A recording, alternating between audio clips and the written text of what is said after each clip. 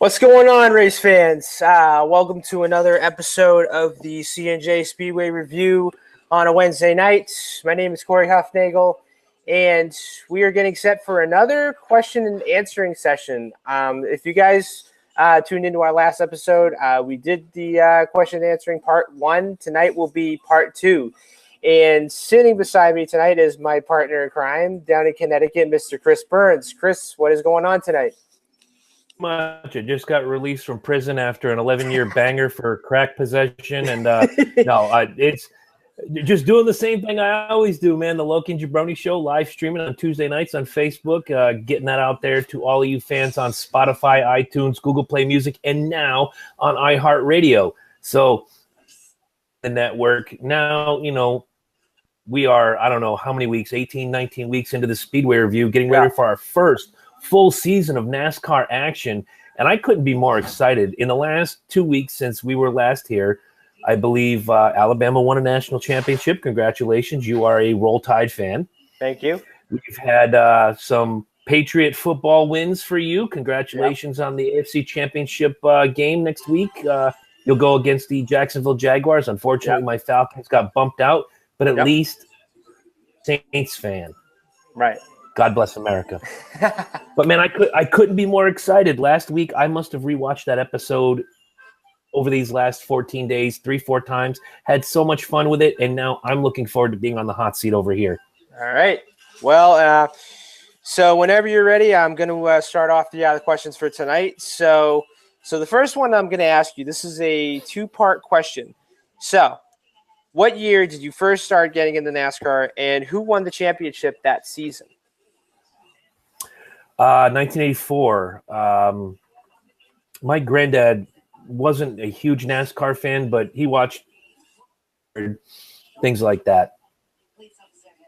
In 84, it was the first time, I believe it was not Daytona, but the July race. Yep. Things happened. It was Petty's last win. It was Ronald Reagan being there. It was just a lot of pomp and circumstance, and I became hooked. Didn't watch a lot because, unfortunately, here in the Northeast, you only got so many races a year until ESPN picked up the coverage. Right. And it was around that time, I want to say it was 1988. Oh, who won the championship in 84? I believe. Yes. So I do remember that. About 1988, I went down on we had our school vacation, and flies down to Daytona. They had moved there a few years earlier.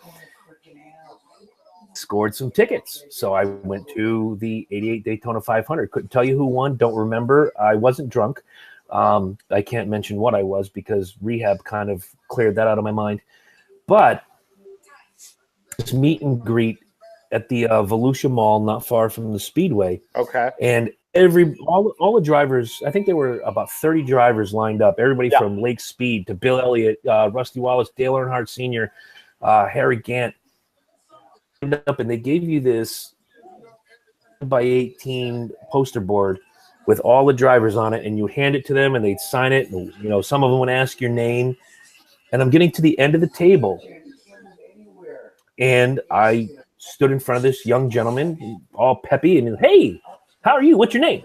Chris. Oh, yeah. Who are you rooting for tomorrow? Rooting for you, sir. Rusty Wallace. Wow. He was the only one that made conversation.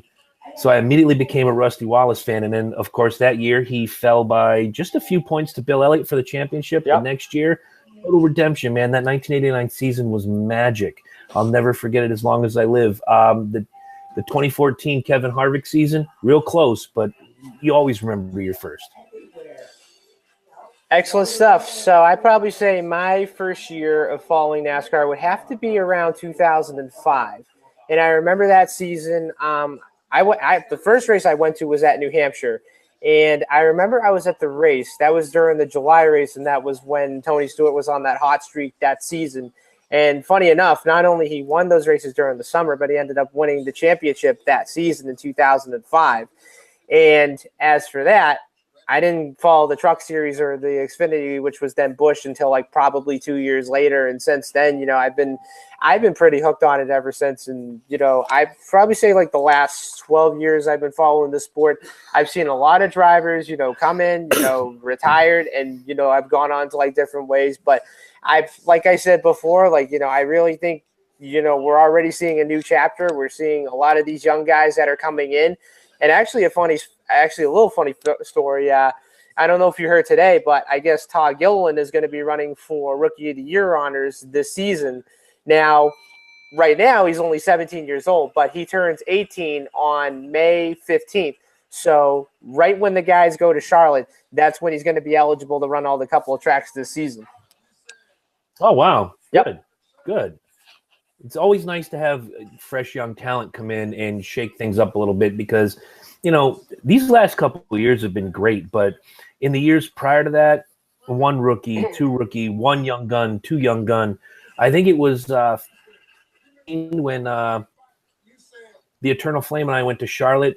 I really got introduced to some great young talent. Yeah. My favorite being Matt DiBenedetto. I always want to see Guido up there and running well. And I think this year, that got a charter, he's going to be in every race. Just looking forward to seeing what he can do going forward and rooting for him. I mean, is he going to take the place of Kevin Harvick? Absolutely not. But he's one of those guys that I feel comfortable rooting for. Absolutely. So my next question, which track are you most looking forward to watching a race this season? Every year, Bristol. Doesn't matter if it's a day race, the night race. Bristol is a day. It's almost, I don't even take my birthday off half the time, but I will, if I have to work on Bristol Day, I take the day off. And it's always exciting. It's next to Talladega, the biggest crapshoot on the circuit. You could have the best car, the best equipment. You can have the most speed. All you got to do is wiggle once. You take a chunk of that wall. You take 17 cars out with you. Bristol is by far my favorite track. I've never been. I'm looking forward to going someday. But, man, I'll tell you, there's nothing better, in my opinion, than Bristol racing. Day, night, doesn't matter. They can run it at 4 a.m. I'd get up and watch it. Okay, that's a good answer. So I probably say my answer, I'm taking a little different turn on this. I'd say my track that I'm really looking forward to this season would definitely have to be the Charlotte Roval. And looking at this, I'm saying to myself, okay, I was kind of skeptic at first, but then once everybody started testing on the new Roval, I thought, now that it's in the playoffs, things could be very interesting because if you think about it, you got a couple mile and a halves, you got a super speedway, short track, and a Roval in the playoffs. So I probably say that NASCAR did a little bit interesting to make this playoffs a lot more competitive, but mostly, have like a different type of track like in between. And I probably say adding a road course in the playoffs, I think it's going to be exciting. But then yet again, what's great about it is that you go to Charlotte Motor Speedway, you're basically going to see like the whole entire track comparing to, if you go to like Watkins Glen or Sonoma, you can only see like different parts of like the road course that like you're seeing and all that. That's a funny thing you bring that up is because places like Sonoma or Watkins Glen, even Pocono, from what I hear, you can only see so much. Right. Where there's just front stretch seating on either side of the front stretch, but front stretch seating. That doesn't appeal to me. I've been to the bigger tracks. I've been to Daytona. I've been to Charlotte. When you can see the entire race in front of you, it's always funny if you ever just sit back, and I've done this during truck races, modified races, just watch a row of people. None of the heads are ever pointed in the same direction because they're following their favorite driver. And you'll see this head go to the right and this head go to the left because their guy's coming out of 4 and their guy's going into 1. And everybody's moving. Everybody's just having a good time. Especially short tracks like Dover, New Hampshire being a flat 1 mile track. Darlington, same way, 1.33. Great place to see a race. If you've never been, get your ass to Darlington. I've been 4 times. It's amazing. Never gets old. And I hope they never, ever get rid of that track. Road course races excite me to watch on television, One, because I get to pick on producer Eddie Focus because he says, why don't they ever turn right? Well, now they are. Get your ass in front of the television and watch it. I just can't. I couldn't see myself sitting out of turn 13 in Sonoma for 5-10 seconds and then waiting another minute and a half for them to come around. Right. It's a waste of money. Watch it on television. I definitely agree on that too. So next question. Which driver below the age of 25 wins a championship before the year 2020? Oh, I may have to go to the Google machine to make sure he's under 25. So give me just a minute. Great question. I was not prepared. Okay. Don't spell it like that. I can't tell you what I spelt because it's a very bad word. Very bad word. Wait a minute. 25 or under 25? Under 25. Fuck. Oh, excuse me. I meant, gee, golly whiz. Oh, boy. We don't cuss on this show. All right. My pick when you said under 25, the first name that shot into my head was obviously Kyle Larson. When I think about it, are you talking strictly on the Cup Series, or are you talking any series? I would say the Cup Series right now. Piss a lot of people off right now. It's not going to be Chase Elliott. Okay. Chase Elliott. It will either be, and I'm going to give you a two-part answer, and I'm not a fan of two-part answers, but it's my honest opinion. It's either going to be Ryan Blaney or William Byron. I definitely agree. Those guys just have so much fire and heart and heat, and not that Chase doesn't. But we've all seen, we've talked about it ad nauseum right here on CJ Speedway Review, is that he gets so close, beat himself. Whereas I've never seen Blaney beat himself. Right. I've never seen William Byron. So these are the guys. It's going to be really cool to watch, and it might light a fire up underneath, the hind end of Chase Elliott. I really got to work harder. I have to do better because these guys are coming in. The smiley-faced kid that everybody wants to see win, and now they're eclipsing me. Maybe it's just what he needs, but that's my answer: is William Byron and Ryan Blaney. Those are some good answers. I mean, you look at William Byron. I mean, of course, he's moving up to the Cup Series this year, but I'd probably say, my only question is that, now that he's moving up the Cup, how good is he going to be? Because I would say that, he's not going to be strong right off the bat, right away. I mean, I'd probably say it's going to probably take him, maybe 5 or 10 races to figure out the whole Cup Series. I mean, because if you remember what happened in the Xfinity Series, I think it only took him, I'd say maybe about 5 races, and then during the summer, that team was just on a roll from there on until Homestead, and then they won the championship this year. I would say that my champion under the age of 25 that could win the championship before 2020 would have to be Ryan Blaney as well, because if you look at him and you look at the ride that he's going to Team Penske, there's no doubt in my mind. I think that team is going to be the one to watch this year, and I won't be too surprised if he wins more than one race, but you look at him and you look at all the sponsors that he's going to have this year. I mean, I think it's going to be pretty cool, but I think he's going to be the only Ford as of right now that I think is going to be competitive this season. Are you immediately taking out the Keselowskis and others? Well, I probably say he's going to be the only Penske guy to watch this season. Okay. Yeah. All right, I'll buy that. All right. I will completely buy that. Next question. So, what's the one thing you want to cross off your bucket list in NASCAR? I want to see. Well, I never saw it in however many years I watched Rusty Wallace. Since 2001, I've never seen it with Kevin Harvick. I want to be in the stands when my driver wins. Okay. Has never happened for me. I've come close, couple second-place finishes, Daytona 2009, Charlotte just a couple years ago. Joey Logano won. Harvick was right there behind him in second.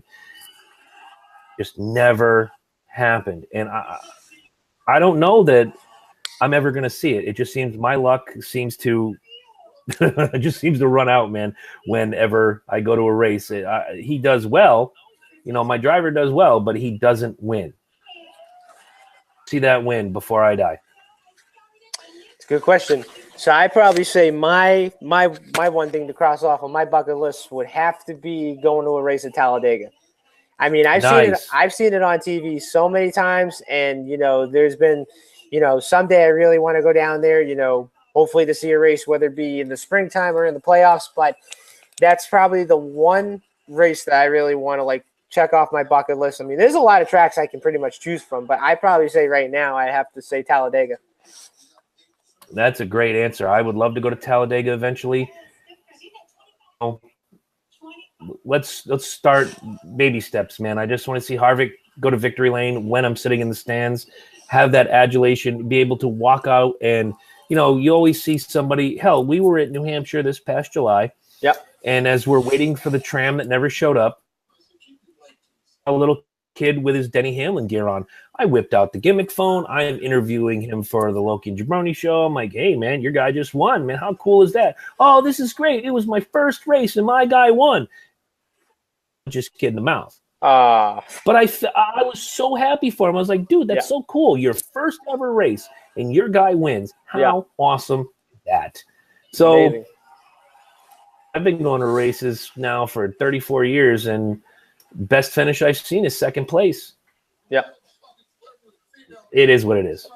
Yeah, actually, it's a funny story. I remember the first time I got into NASCAR, and I think this was 2005. My favorite driver back then was Tony Stewart, and it was funny because we actually left hours before the race was over, and it was funny because Stewart actually won that race when they were up in New Hampshire, and there was another time.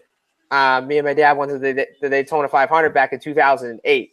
Yes, we went to the Daytona 500 in 2008, the 50th anniversary, and it was probably one of the best ones, by far. I will never forget that Daytona 500 for two reasons. Okay. My daughter was born 2 days prior. Okay.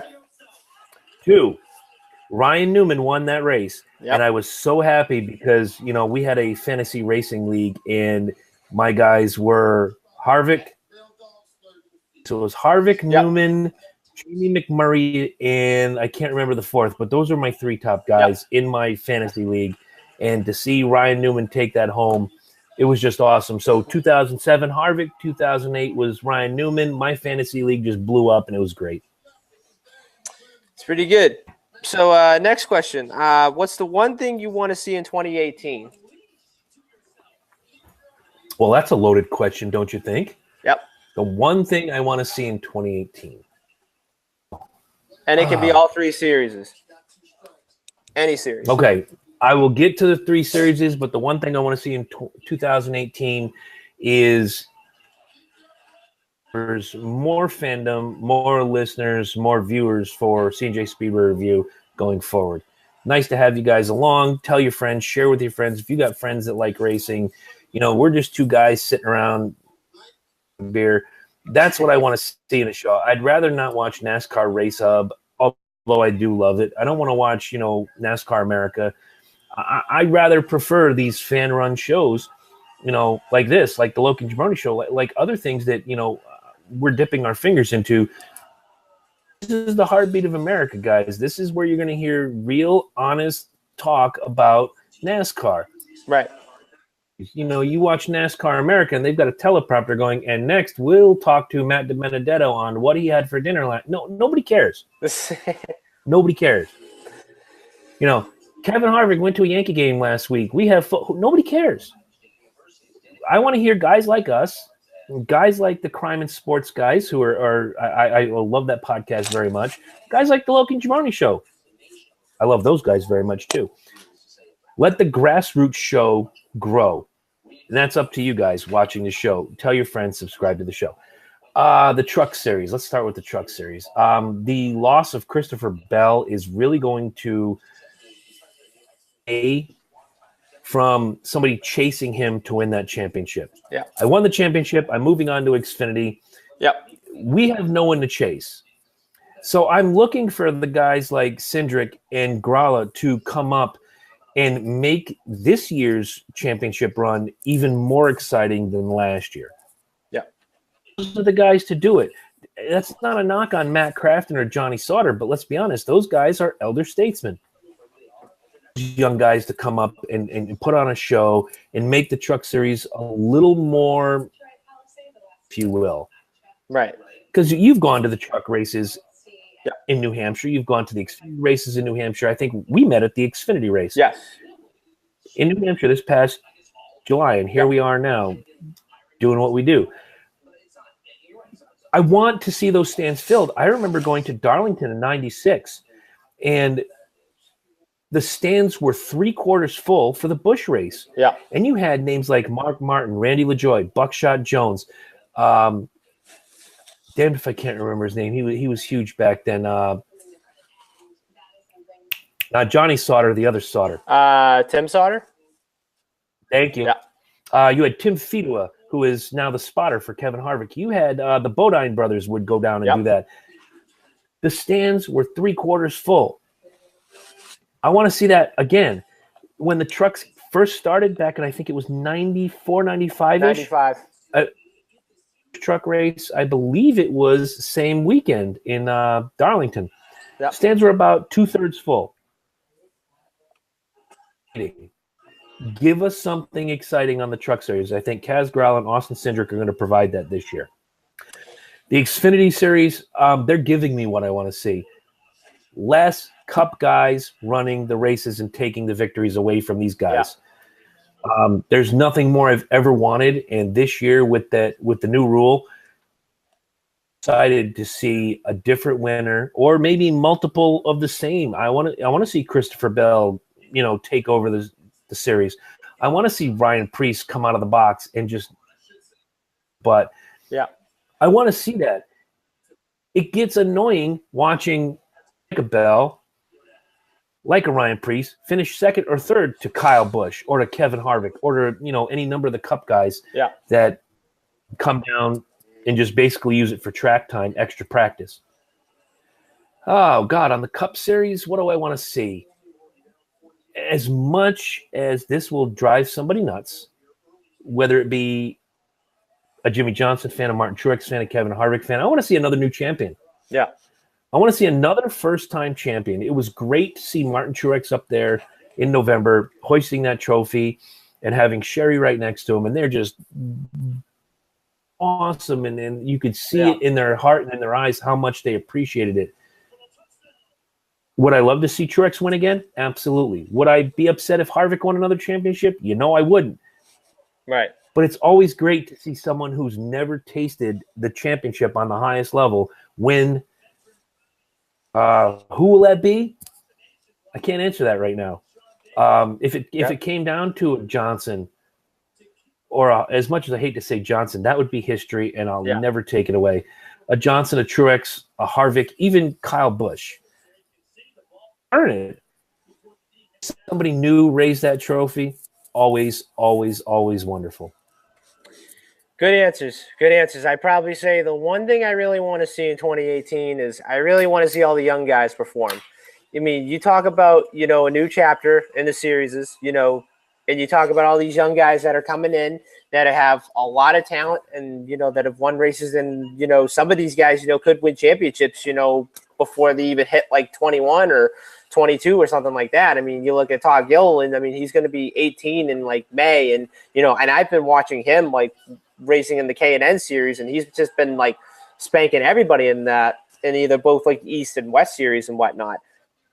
Not to stop you, but is he any relation to David Gilliland? He is David Gilliland's son. Oh, wow. And I didn't think David Gilliland was that old. And you want to hear something interesting? So guess who's going to drive the Ford truck at Daytona? Bob Backlund. David. I made that up. David Gilliland, nice. So expect to have him. Don't ever take me seriously when I say Bob Backlund. Okay. But okay. All right. I see. Okay. But yeah, you look at all these. You'll be Googling that later, trust me. Yeah, I might Google that like later. I don't even know what that is. But I that's the only one thing I really want to see. Like not only like in all three series, is all the young guys that are in all three series right now. I really want to see them perform, and and something tells me a lot of these guys could win races this season. And think about it. You know, a lot of these young guys are going to take the veterans a run for their money. I don't disagree with that at all. And especially with the crop of young talent that's coming up right now. We just talked about the rookies a couple questions ago. Byron. Not even a rookie anymore. Blaney. Yeah. Elliott. Just the talent. You're wearing a Ty Dillon hat, for crying out loud. Yeah. That's a young guy who needs to break out. We have such a great crop of young drivers coming up and competing right now, and the ones that are coming in for 2018 are just as awesome. Yeah. This is the youth movement that we saw in the early 2000s going up to and including about 2006, 2007, where the rookie crop really dropped off. Yeah. This is an exciting time to be a NASCAR fan, especially if you are solely a NASCAR Cup Series fan, because young talent is going to show you how it's done.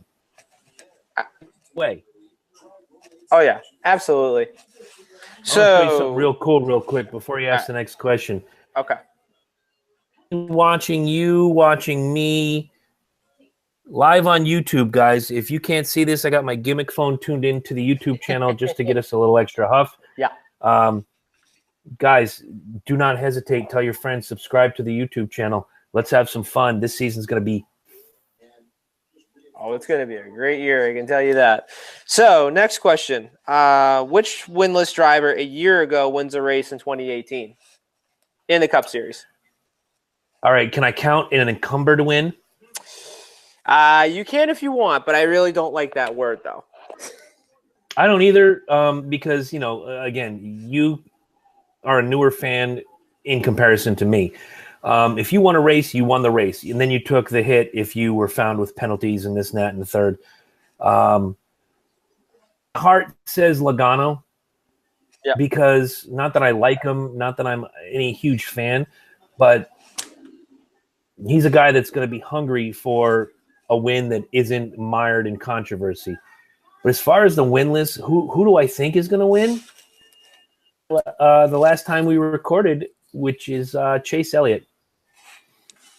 He needs to win. He needs to win, and I'm going to stand behind that deadline of the All-Star race. If he does, he needs to get a win by the All-Star race for people to take him seriously.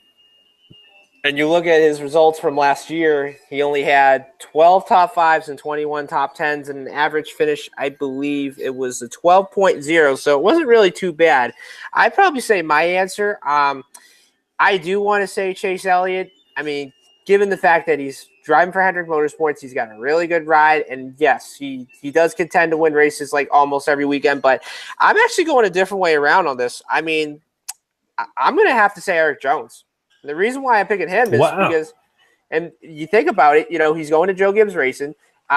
He's going to be driving the 20 car, and he's going to be driving in really good equipment comparing to when he was driving for Furniture Row a year ago. Now, keep this in mind. You know, he had some really good runs in the 77 car last year, and let's not forget the night race of Bristol back in August where could have had a shot to beat Kyle Busch, and, you know, he ended up finishing second. But I probably say, you know, now that Eric's going to be in a new ride this year, don't be surprised, you know, that he's going to be up at the front most of the races, like the whole entire weekend. But I think this is a kid that can win probably, I'd say, 3 or more races this year, can get himself into the playoffs, and who knows, you know, he could probably be in that championship 4 in November. Oh, without question. And I'll throw one better at you. Seeing how he ran in the summer race at Daytona. Yeah. But he was hot when he needed to be hot. Don't be surprised if he's in the top 5 on February 18th. Right. At the end of the race. Oh, yeah. There's no question. We got 2 weeks to the Super Bowl, which means we are 5 weeks out from Daytona. I am so excited. Oh, me too. I'm really excited. So anyways, next question. Greatest driver of all time is? Oh, my Lord. There's so much criteria I could use. It's going to have to be a 2-part answer. Okay. It really is, because depending 36 or 34 or 32, what schedule do you use? What is the criteria as the greatest? it's the two. Some people will say it's the easy answer, and for me, it's not the easy answer because they really did set the tone for everything that came after it. Richard Petty, Dale Earnhardt Sr. I definitely agree too. Those are definitely the only guys in my book that I would probably rank them as all time as well. There's no way, and you could go to Petty and say, well, he had 200 wins. They were also running twice a week in some of those years. Drastically different. You could point to Senior and say, well, Dale Earnhardt won, 76 races and 7 championships and this, that, and the third, and he was the first guy to do it X amount of years in a row and whatever. Jimmy Johnson won 5 straight. Yeah. Does that make Jimmy Johnson better than Senior? No. Senior, I remember a story on ESPN not long after Senior's death where they did like a 30, but it was before 30 for 30 was cool. Right. And they spoke to Richard Childress, and they spoke to Chocolate Meyer, and they spoke to Larry McReynolds. Yep. And they all said the same thing. Dale said he could see the air. Yes. He could see the air coming over the car. He could see the draft. When he pulled in behind a Terry Labonte or a Rusty Wallace or a Harry Gant, he could see sucked into that vortex, and he knew what to do. Not something that is just, hey, I was born with this. That's special. Ability. Do I think it's true? I have no reason to doubt it. It was something, and I'm no Dale Earnhardt Sr. fan. Believe me, I've made my fair share of jokes over the years since 2001. Sometimes I'm chastised for it. Sometimes it's applauded when I make a Dale Earnhardt Sr. joke. But in the history of ever, that man basically turned racing upside down and made it better. And when Senior started to do this, Gordon came in and did the same thing. And then when Gordon started to do this, much as I hate to say it, Jimmy Johnson came in. Yeah. There's always somebody that changes the game. But until somebody shows me somebody better than 200 wins, 7 championships, or 76 wins, 7 championships, and let's not forget, he is probably the most revered driver in history, Dale Earnhardt Sr., you're going to have a hard time convincing me otherwise. Absolutely. I mean, you look at, both Richard Petty and Dale Earnhardt. I mean, the only thing you have to look at is you have to look at their stats.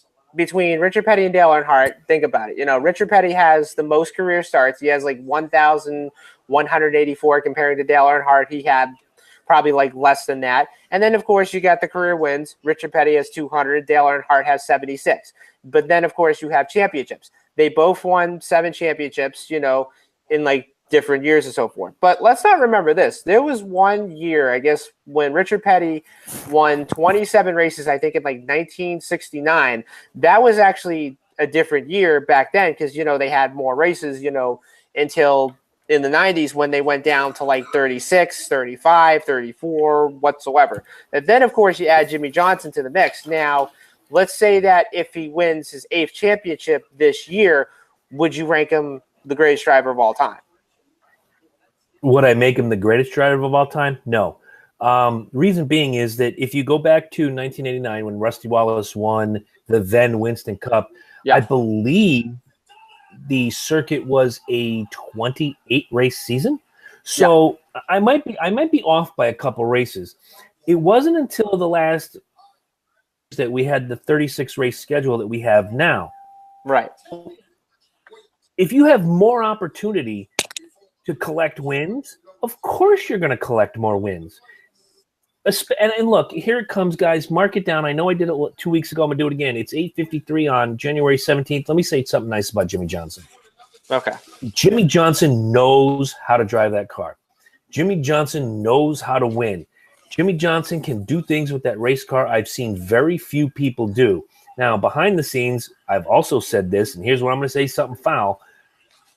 Do things with that race car that somehow circumvent the rules sometimes. Yes. You cannot deny it. It's like a Patriots fan saying, well, all of these things that you've heard said bad about Belichick or Brady or this or that never existed. and then Right. we still talk about it. That doesn't take away from the championship rings of Belichick or Brady or Jimmy Johnson. Dale Earnhardt had less opportunity and made more out of it. So in a 28, 29, 30 race schedule, Dale Earnhardt did exactly what he had to do. Go back to Petty. 200 wins is never going to be topped. Right. Ever. No. As long as I live, unless someone straps a nitrous rocket underneath that car, no one is ever going to collect 200 wins on the highest level again. But they were also racing sometimes a 45, 50 race schedule. Yeah. Petty was doing it so often, so much. He set the they call him the king for a reason. Known for what happened after him. And then Earnhardt took it to another level. Johnson is close.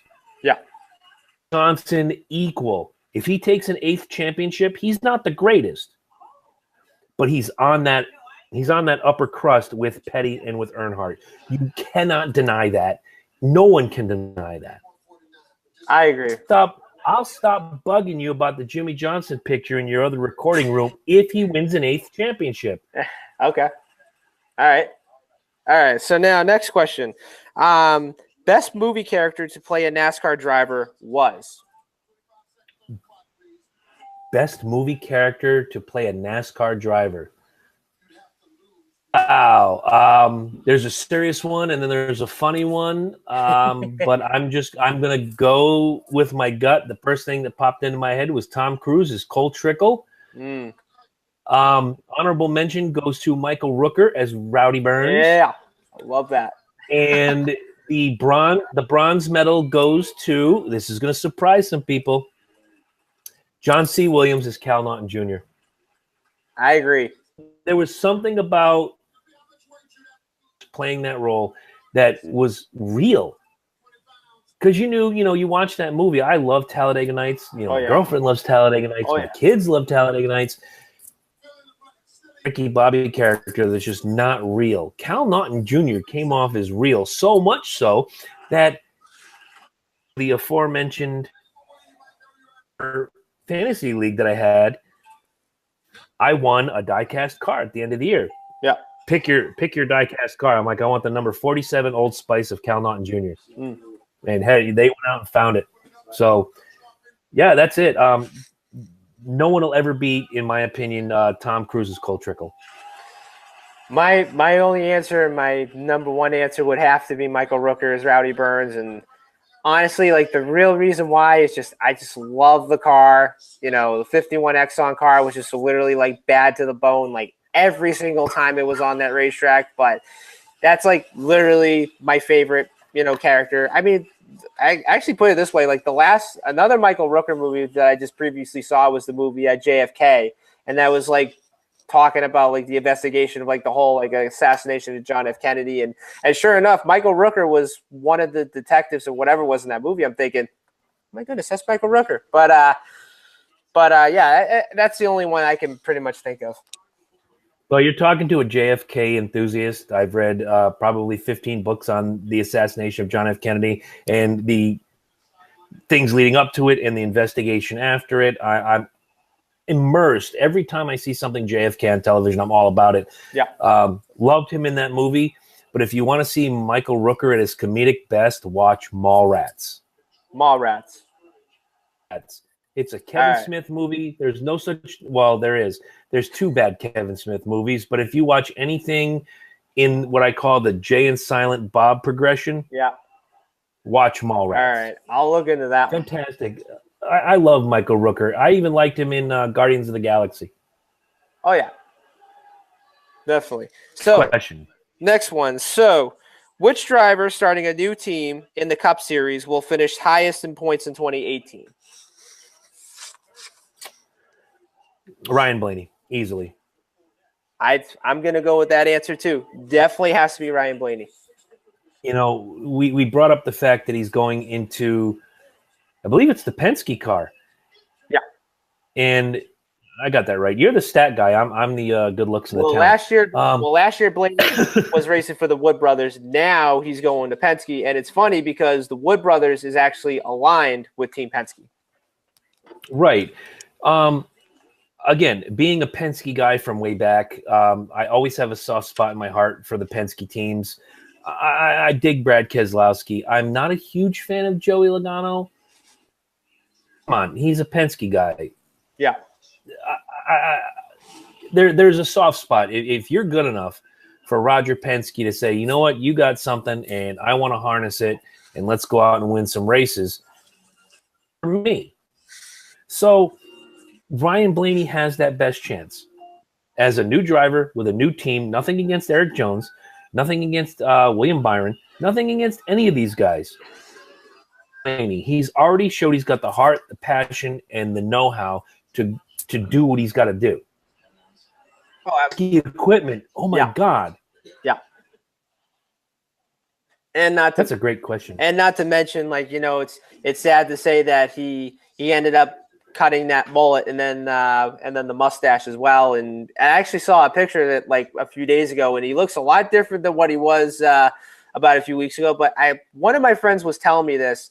I guess he said, like, well, you know, he wants to, like, you know, the reason why I did that was because, you know, he's racing for Penske, and, you know, you have to look sharp and intelligent, and you have to, like, look, you know, have like a clean face, like clean haircut whatsoever. I mean, it's basically kind of like, you know, with the New York Yankees, you know, when of course Johnny Damon went to the Yankees a couple of years ago, you know, that was when he had like the mullet and the beard, and then of course New York said, nope, you got to shave it off. So that was definitely like that, but no, Ryan Blaney, I mean, he's an interesting driver, and, you know, I think he's going to do a lot of big things this year.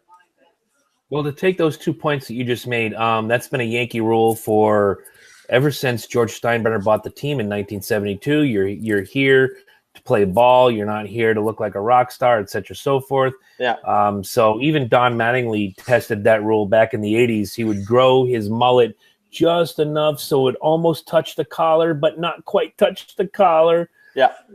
Did that roll to the hill, but, you know, when you're Don Mattingly, you can do that.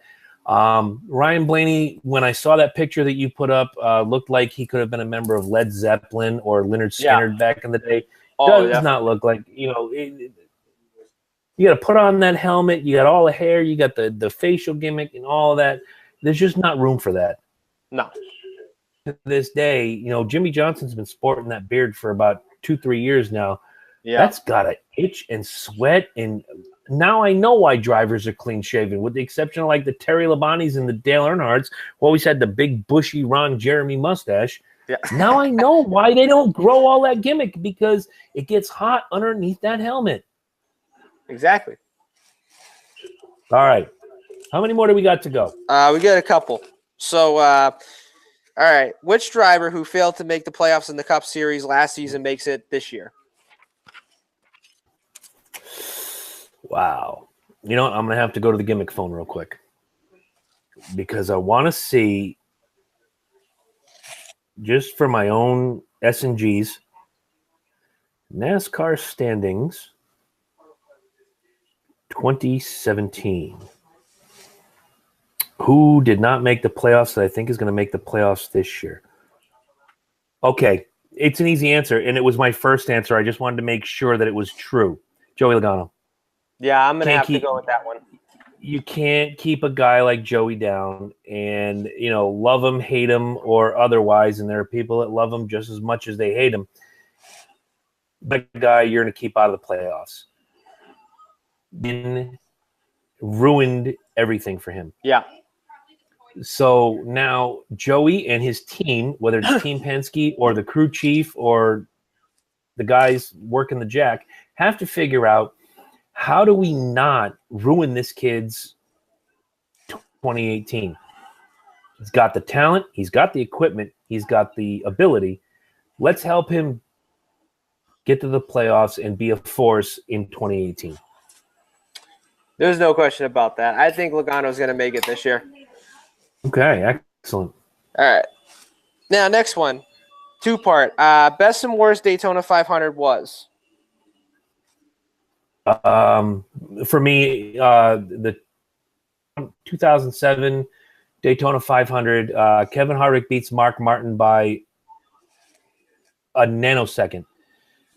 Blew up. It's people all over the state, all over the country, you know, congratulating me, and I'm screaming, I'm losing my mind. It was a great moment. Probably the most exciting last 2 laps of racing ever in the history of the Daytona 500. Worst, I really don't have a worst, but if I had to pick one, it would be the 89 Daytona 500. Darrell Waltrip just ran away from everybody, and the whole karma thing. Everybody's talking about, well, it's his 17th try in his 17th year, and he's driving the number 17. I spoke about it 2 weeks ago. You know, DW sells DW. Yeah. Kind of the birth of DW selling DW. Yeah. So it wasn't a bad race. It just wasn't one that I'd put, you know, way up high, top notch. There have been better, but in my opinion, the ones I've seen, there haven't been too many worse. I'll give an honorable mention to best Daytona 500. Say it was the 97 Daytona 500 where all 3 Hendrick cars finished 1, 2, 3. Gordon first, Labonte second, Ricky Craven third. I would say best for me would have to be 2016. Worst would have to be 2010 because of the whole like pothole incident where, you know, they had to stop the race. I forgot about that. You know, that took them like probably 2 hours, just to like fix it. So that would have to be like the worst in my book. All right, I'll buy it. Absolutely. Right. Next one. So, what is the one thing NASCAR mandated fixed that you were happy about? Mandated or fixed? That goes back to the Xfinity Series. Cup drivers can't just go down there at their own free will and the race. Yeah. The young guys are on that circuit for a reason, whether it's the truck or the Xfinity Series, or let's go back to July when you and I were in New Hampshire. Yep. When Ryan Newman got inside, he does it every year, and I know it's a gimmick, and I know it's to sell tickets. Newman getting in the modified cars and then going out there and stomping everybody.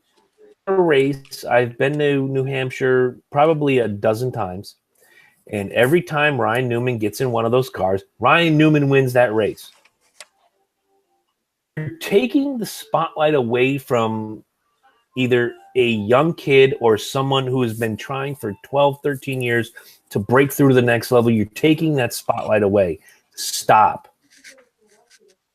To throw a really crazy reference at you guys, you would never see WWE go to one of your local wrestling events like we cover on the Loki and Jabroni show and go in and tear up their competition and walk away. Right. You would never see Gregor go from the UFC to one of the local like CES right here out of Rhode Island. Yep. Lower level fighting championship and tear up their competition and walk away. Right. You're there for a reason. Stay there. Yeah.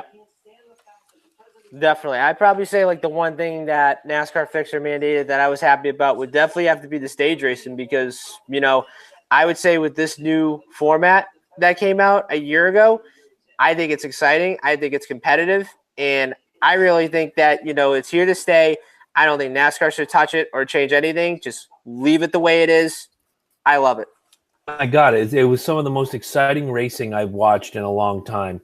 There was nothing worse than by the halfway point, you see someone blowing the field away so badly, but you just tuned out. It was good for the sport. You're absolutely right. Yeah. Okay, so next question. What is the one non-NASCAR sanctioned track you want to see back on the schedule? Ooh. If they could do it right, I would love to see Rockingham come back on the schedule. The Rock was always one of my favorite tracks. Going into turn one and bending into turn two, where you would just see the guys bottom out. It was a little quirk. It was a lot like Richmond, where you come around turn three and you're going into the dog leg, where you could pick up a lot of momentum if you were on the bottom. We used to call it the Richmond Whip. Yeah. Rockingham had that in turn one, right at the peak of the turn. Close quarters, fantastic racing. Never a bad race at Rockingham. I don't know why the Rock was taken off the schedule. like them to do something with that track, fix it up, and make it a part of the schedule again. And there has been, I think it was like a couple of years ago, the Truck Series went there a few times, and then I guess they took it off the schedule because I guess the track didn't have enough like money for like funding it or something like that. I mean, let's be honest. I mean, Rockingham was a really good racetrack, and there has been some fantastic finishes over there like the last couple of years and so forth. But I would probably say, like, for me, like, one NASCAR track that, that they don't go anymore. I mean, I definitely would love to see would have to be North Wilkesboro. Oh, I used to love North Wilkesboro. That was good. They closed the track. I'm looking at Rockingham Speedway on the Google machine, which you guys all have access to. The last Cup race was 2004. Matt Kenseth won it. Yep. It's just, my God, what a fantastic track. 23 seconds around was the lap record by Rusty Wallace, Penske Racing, 2000. Mm-hmm. Asphalt track, a little over a mile oval. People loved it. You can go to Wikipedia. You can look at all of the stats on. Wait a minute. I just lost. I think it was called North Carolina Speedway, otherwise known as The Rock, but it was in Rockingham, North Carolina. So for those of you history buffs like me, it's always going to be Rockingham. It's always going to be The Rock. Yeah, definitely. So next question, and this one's going to be a fun, easy one. So NASCAR's all-time bad boy is? It's not going to be an easy one. There's two. You got either Dale Earnhardt Sr. or Kyle Busch. Okay, all right. There's classic and current. So all time, more people had respect for Senior than him, and I say that because I was one of those guys that quote unquote hated him. But you always had respect for him. When he won that Daytona 500, I was impressed. I was like, wow, he earned this. He deserves it, yada, yada. Yeah, okay, Kyle Busch. Those are some really good answers. I mean, well, I'm going to have to go another way around on this one. So I would have to say Tony Stewart. Wow. Yeah. Coming. He's got that fire in his eye, and, he's pretty much, that guy that you do not want to mess with on the racetrack. And, you tap him once on there and he pretty much spins you out. But, yeah, I would say Tony Stewart was probably one of the baddest drivers there was, but he was just fun to watch. All right, I'll buy it. All right, next one. What's the one thing you like or don't like about this year's NASCAR schedule? There's nothing I don't like. The only thing I don't like is when there's a Sunday without racing. That's it. Okay. And, you need to recharge the batteries. You need to, go be with your family. Go do this, go do that. That's the only thing I really don't like. I like the Charlotte Roval. Yep. Going to be a very interesting little quirk to this year's NASCAR schedule. I love everything about the schedule. I think the breakdown is great. I think bringing that second race back to Darlington is fantastic. I think having back on Labor Day is tremendous. There's nothing, as far as you want an answer, the Roval, I like. Yeah. What I don't like is Father's Day weekend when they don't race.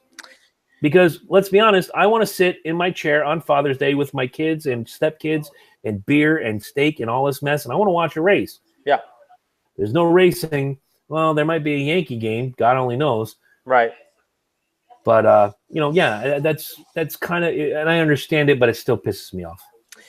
Yeah, see, the one thing I kind of like about the schedule this year, I mean, I really like how NASCAR kind of changed things around, with, like, different tracks going to like different days whatsoever. I mean, like, I know the playoffs, they did it a lot different, like with the first round and whatnot. I would probably say like the one thing I do not like about the schedule, and this is pretty much my own opinion, I kind of don't like how they kind of switched Chicago around. So they pretty much took that out of the playoffs and they put that the first weekend of July. So when I saw that, I was kind of a little bit disappointed because in my opinion, I think the 4th of July race should always be at Daytona, and I think they should just keep it there. Absolutely. They should just keep it there. That's it. I mean, I'm kind of like disappointed. Chicago had to have the 4th of July weekend there, and not only that, like the regular season finale, it's at Indianapolis this year, and I'm looking at that. Yep, and I'm looking at that, and I'm going like, they could have chose a better racetrack to have a regular season finale, but you look at Indianapolis. I mean, yeah, of course, the racing, hasn't been as great the last couple of years, but NASCAR is trying to do some little like gimmicks, like to make like, the low downforce a lot better, so that add that out of the way, like, the racing will be a lot closer and a lot exciting. I mean, those are the only tracks that I don't like. However, the one thing I kind of like would definitely be the Roval for one thing, but the one thing I also like, would have to be the 2 races in Las Vegas. And I think it's going to be interesting, not only for like the first time they go there, but the second time they go there in the playoffs. I think it's going to be very interesting. You're probably right. And I got a little non-racing news I want to share with you. I don't know if you're a Bruins fan or not. Yep. And on Wednesday, the Boston Bruins made a stunning announcement regarding the future of legendary anthem singer Rene Rancourt, revealing this would be his final season doing the anthem in Boston. Yeah. That's kind of like the Easter without the Easter Bunny. It's Christmas without Santa Claus. Not seeing Rene Rancourt out there doing the anthem for the Bruins game. Oh my! It's going to be different, and I love that guy. It's not going to be the same. Oh, it just breaks my heart, and I wanted to bring that to you. I thought you were a Bruins fan. I saw you were in a Bruins gimmick last time. Yeah. I'm a huge Bruins fan. It's never going to be the same. Rene Rancourt, man, you have all my love. And from the C&J Speedway Review, God bless you, man. God bless you too, Rene. I mean, he's had a lot of great memories with us. And like I said, it's not going to be the same without him. All right, get some questions going because I got spaghetti dinner waiting. All right, next one. Which Hall of Fame inductee were you happy to see get voted in? Sure. It could be. I was just looking. It could be any year. And me says Rusty Wallace. But Robert Yates, for everything he gave and provided for the sport, nobody more deserving. Robert Yates changed the way engines and the whole – he gave the sport more speed. The best thing I can say is Robert Yates changed the speed in NASCAR. Oh, there's no doubt. I'd probably say there's actually 2 who I was happy to see get voted in. Number 1 would have to be Ron Hornaday. When I first started watching the Truck Series back in 2007, from 2007 to like 2013 or so, I remember I watched him race on the short tracks, whether it be at like Memphis or O'Reilly Raceway Park or Bristol or Martinsville, whatever. He was one of those guys that just dominated the short tracks and just dominated the Truck Series the last couple of years, when he drove for either Dale Earnhardt or Kevin Harvick. Let's not forget, he's the all-time wins leader in the Truck Series as of right now, before Kyle Busch gets to that record sometime soon, because he's only running like 5, but who cares about that one. But my second one, who I was happy to see get voted in, was Benny Parsons. Nice. Yeah. I had the opportunity to meet Benny. I want to say it was in 2001, 2002 at the Nassau Resort there in Laconia, New Hampshire. And I happened to say, Benny, big fan. Thank you so much. And talked for like maybe 45 seconds. Class act. He brought something to those broadcasts. And as a race car driver, don't forget. Yeah. He brought everything that he did. So losing Benny to cancer was tough, but it was. Good call on Benny Parsons. Yeah, Benny Parsons. I remember when I first started getting into NASCAR. I think it was like 2005. I remember it was him, Bill Weber, and Wally Dullenbach. Those guys were pretty much like the guys to watch like every weekend and so forth. But yeah, Benny Parsons, like not only like he was a race car driver, but like what he did like off the racetrack, like when he went into television and broadcasting, like, he would basically like, paint a picture, like, what everybody was doing out on that racetrack and so forth, like what the drivers were doing and everything. But yeah, definitely those are my 2 that got voted and I was happy. Great answer. All right. So I'm going to give you this last one because I know you want to eat dinner and so forth. All right. God. Will we ever see an open wheel driver come to NASCAR? we've seen open wheel drivers come to NASCAR. Do I think we'll see them in the future? Absolutely. I'm sure there's someone out there, and whether they're on a winged outlaw midget or some other variation, we're going to see some sort of up and comer, whether it's from Logan in Indiana or in Eldora or wherever. Someone's going to come out of that pack, and they're going to see talent in that kid, and they're going to come and translate to the asphalt ovals and even not the ovals. The dirt track drivers and the open wheel drivers have such an advantage when it comes to the road courses like Sonoma, like Watkins Glen, in the future, like the Roval at Charlotte. They have instinct that, left and right turns are equally as important.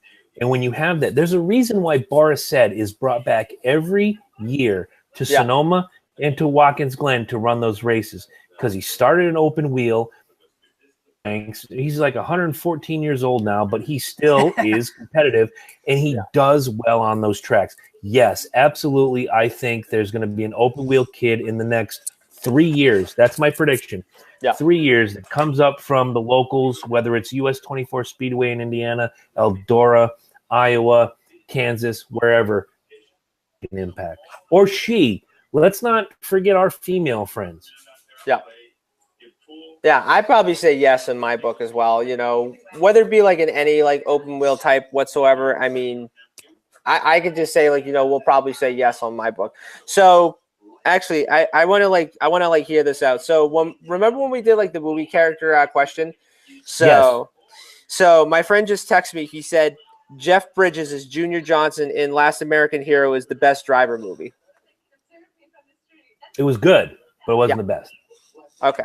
It was good. Appreciate it. Yeah. Okay. So that pretty much concludes the racing questions for tonight. Chris, is there anything you want to add to the Speedway show? Is this the usual pimp out segment? Yeah.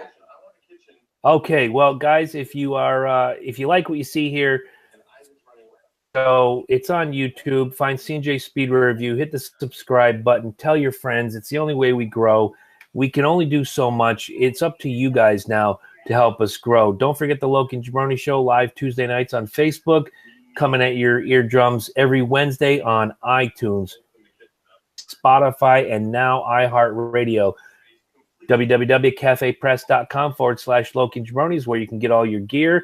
Hopefully, we're going to try to add some C&J Speedway Review gear to that. So if we see you at the local track and you're wearing our gear, we're going to let you know, hey, that's us. We're the guys. How are you?